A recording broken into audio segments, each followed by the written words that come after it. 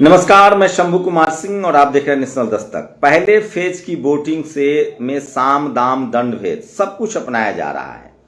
मैं 10 मिनट तक तमाम गड़बड़ियों को बताऊंगा। सोचिए, सोशल मीडिया न होता तो ये पता न चलता। जातिवादी मनुवादी सोच के लोग पहले बूथ लूटते थे, फिर ईवीएम लेकर आ गए, उसके बाद अब वोटों में फर्जीवाड़ा करते हैं। 25-25 लाख फर्जी वोट बना दिए जाते हैं। राहुल गांधी के खुलासे से साफ है, चाहे वो हरियाणा हो, कर्नाटक हो। अब बिहार में उसके बाद भी वो नहीं जीतेंगे, क्योंकि 100 में 90% वोट उनके खिलाफ है। इस बार बहुजन बहुजन समझकर वोट कर रहे हैं। आपको कुछ तस्वीरें बता रहा हूं जहां गड़बड़ियों की खबर सोशल मीडिया पर छाई हुई है। राष्ट्रीय जनता दल ने यह ट्वीट किया है। वैशाली जिला के प्रशासन ने योजनाबद्ध तरीके से 6 लेन पुल से राघोपुर के लिए जा रही गाड़ियों का और कच्ची दरगाह से नाव का परिचालन बंद कर दिया है। इस तरह राघोपुर के सैकड़ों वोटर को मताधिकार से वंचित किया जा रहा है। वोटर कार्ड दिखाने पर भी पुलिस नहीं मान रही है। यह किस अधिकार से मतदाताओं को मताधिकार से वंचित किया जा रहा है। राघोपुर से तेजस्वी यादव चुनाव लड़ रहे हैं। ज्यादातर राघोपुर पटना नदी के उस पार है। पटना से लोग ज्यादातर संख्या में वोट डालने जाना चाहते हैं। उसी तरह से जो दानापुर का इलाका है, उसमें नदी के उस पार जो वोटर हैं, तो ये एक बड़ा षड्यंत्र है और इसी को बोलते हैं साम दाम दंड भेद। दानापुर में नसीरगंज पर मतदाताओं को वोट देने से रोका जा रहा है।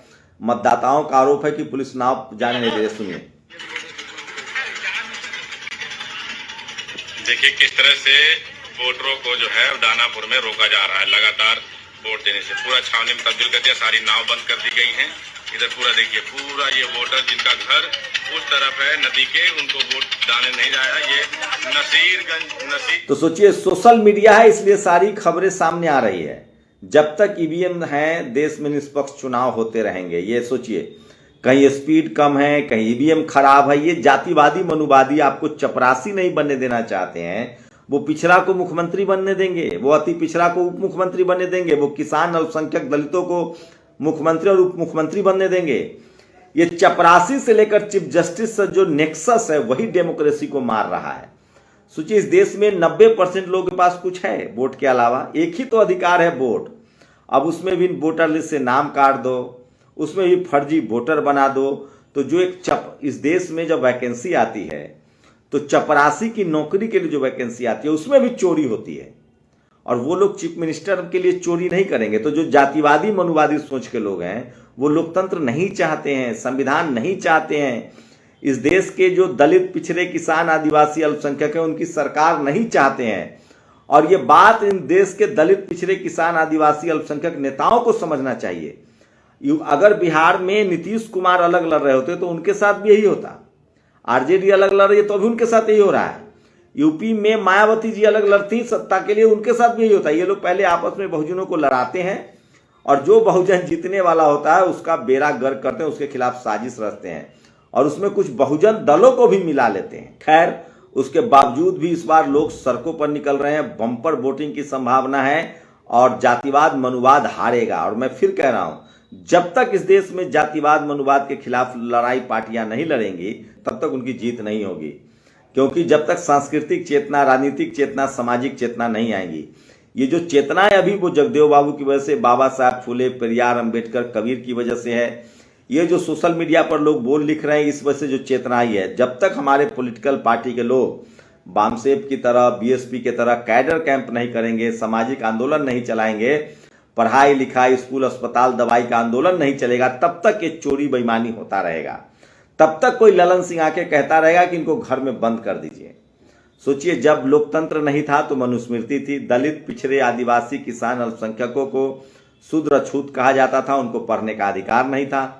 जब बाबा साहब ने वोट का अधिकार दे दिया, तब ये लोग SC ST रिजर्व सीट पर अपने नौकरों को चुनाव जिताते थे। यादव, कुर्मी, कुशवाहा को तो चुनाव टिकट ही नहीं मिलता था।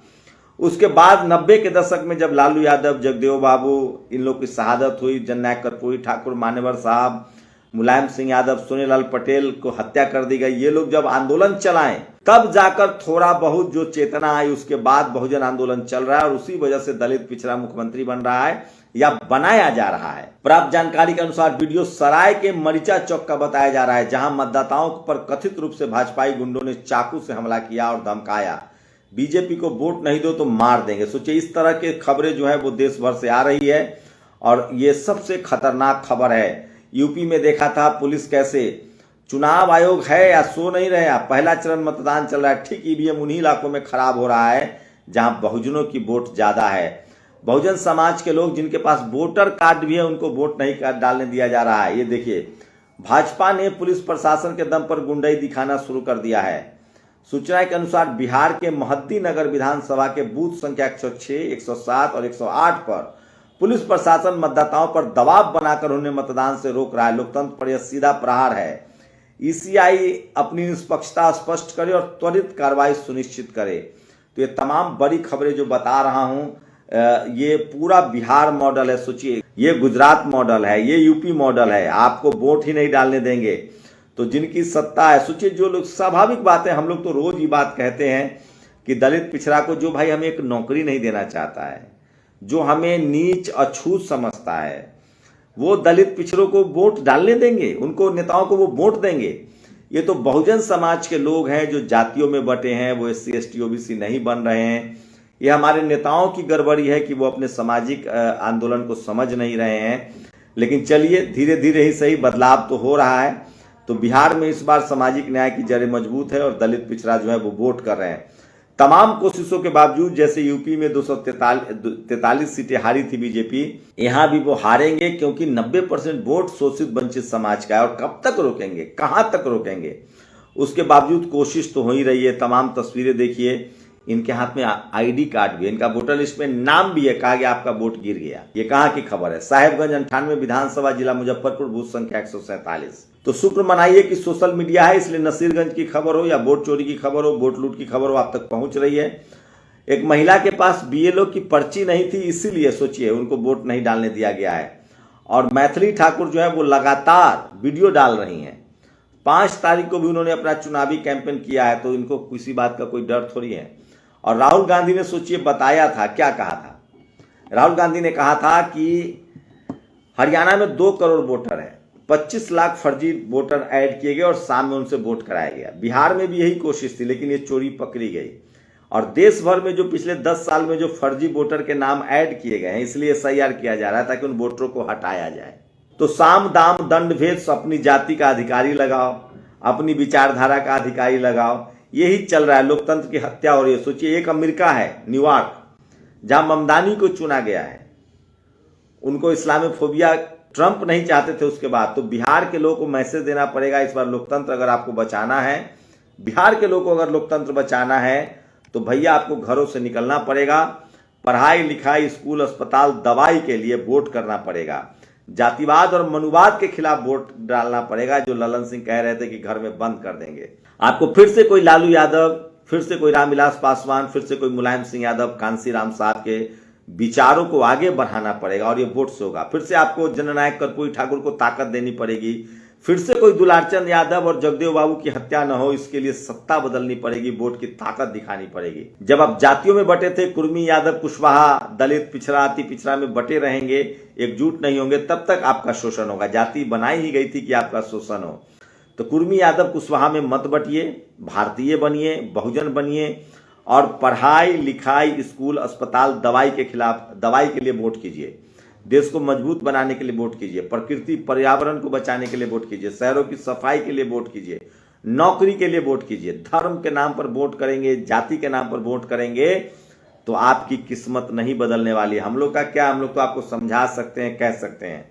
जो लड़ाई हमारे पुरखों ने लड़ी है, कबीर ने लड़ी है, रविदास महाराज ने लड़ी है, जगदेव बाबू ने लड़ी है, सुनीलाल पटेल ने लड़ी है, रामस्वरूप वर्मा ने लड़ा है, शिवाजी महाराज, संभाजी महाराज ने लड़ा है, बाबा साहब ने जो लड़ाई लड़ी है, फूले पेरियार अंबेडकर साहब ने जो लड़ाई लड़ी है, आजादी के बाद जननायक कर्पूरी ठाकुर ने जो अधिकार की लड़ाई लड़ी है, उस अधिकार को बचाने का एक ही रास्ता है जो संविधान हमें देता है, वोट का अधिकार। अगर इस वोट का भरपूर इस्तेमाल कीजिए, सोच समझकर इस्तेमाल कीजिए और अपने बच्चों के भविष्य के लिए वोट डालिए। स्कूल, अस्पताल, पढ़ाई लिखाई और दवाई के नाम पर वोट डालिए। ऐसे लोगों को चुनिए। सत्ता हर ताले की चाबी है, नहीं तो अगली बार से वोट चोरी हो ही रहा है। अगर यही स्थिति रही तो आगे से हम लोग, अगर ये पूरी तरह से गुजरात मॉडल, यूपी मॉडल, हमने देखा था कैसे वोटरों को, पहले मुसलमान वोटरों को डराने लगे, फिर दलित पिछड़ों को अब वोट डालने के लिए कह रहे हैं कि घर में बंद कर देंगे। बस इतना ही समझिए और सोच समझ के वोट डालिएगा। जो लोग आपको चपरासी नहीं बनने देना चाहते हैं, आप दलित हैं, पिछड़ा हैं, आदिवासी हैं, किसान हैं, अल्पसंख्यक हैं, जो लोग आपको चपरासी नहीं बनने देना चाहते हैं वो चीफ मिनिस्टर बनाएंगे। और सतह पर खबर है कि जो आरजेडी के कार्यकर्ता हैं वो एकजुट हैं, जेडीयू, एलजेपी और बीजेपी में घमासान है। जेडीयू के लोग बीजेपी और एलजेपी को वोट नहीं दे रहे हैं, एलजेपी के लोग और बीजेपी के लोग जेडीयू को वोट नहीं कर रहे हैं। तो क्या नीतीश कुमार को बीजेपी खत्म कर देगी और क्या लालू प्रसाद यादव, नीतीश कुमार और रामविलास जी का दौर खत्म होगा और क्या बीजेपी सवर्ण सीएम बना देगी या तेजस्वी मुख्यमंत्री बनेंगे? आप लोग अपनी प्रतिक्रिया जरूर दीजिए। तेजस्वी मुख्यमंत्री बनते हैं तो एक अति पिछड़ा मुकेश सहनी डिप्टी सीएम, एक दलित राजेश राम उप मुख्यमंत्री, एक मुसलमान शकील खान उप मुख्यमंत्री होंगे, ये लगभग तय हो चुका है। तो बिहार में अगर इंडिया गठबंधन की सरकार बनती है तो बहुजन में बिहार होगा, स्कूल, अस्पताल, पढ़ाई लिखाई, दवाई का इंतजाम होगा। आप लोग को तय करना है, लेकिन वोट जरूर डालिए। शुक्रिया। नेशनल दस्तक की आपसे गुजारिश है कि अगर इसको बचाना चाहते हैं तो नेशनल दस्तक को सब्सक्राइब करने के लिए रेड कलर के सब्सक्राइब बटन को दबाएं, फिर बेल आइकन की घंटी दबाएं। नेशनल दस्तक को बचाने के लिए बहुत जरूरी है कि हर खबर को शेयर करें, लाइक करें, कमेंट जरूर करें।